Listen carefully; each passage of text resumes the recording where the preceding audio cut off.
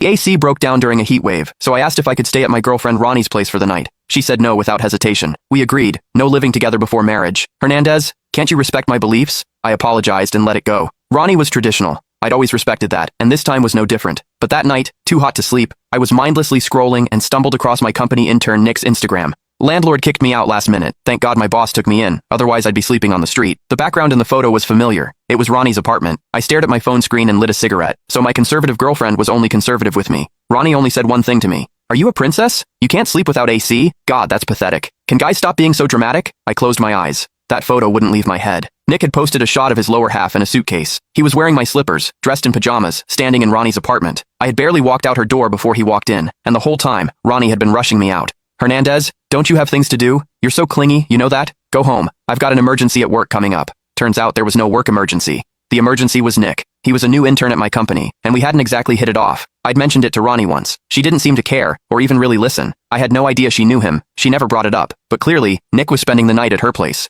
Nick posted again on Instagram, met the most kind-hearted woman when I needed it most.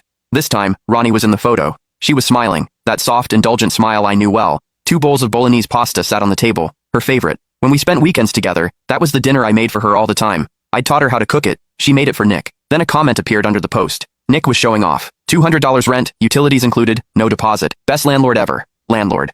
Ronnie let Nick move in. A dull, suffocating ache spread through my chest. Ronnie rented an apartment near the office for convenience. 2 bedrooms, 1 living room. She used to have a roommate, but after the girl moved out, no one suitable came along. Worried about the rent pressure, I'd offered to help cover it. Kinda funny, looking back. The monthly rent was $2,500, and I was the one paying it. She wouldn't let me stay, but Nick moved in for $200. I remember the first time I asked to stay over at Ronnie's. We were deep in the honeymoon phase. She turned me down firmly. I respected it. The second time was after I helped her move furniture and came down with a sudden fever. She sent me home, told me not to get her sick. There was a third time too, though Ronnie had probably forgotten. My landlord evicted me on short notice, barging in the middle of the night and throwing my stuff out the door. Furious and panicked, I dragged my suitcase and called Ronnie. She ripped into me. Hernandez, are you insane? You're a grown man. You could sleep on the street if you had to. Why are you waking me up at this hour?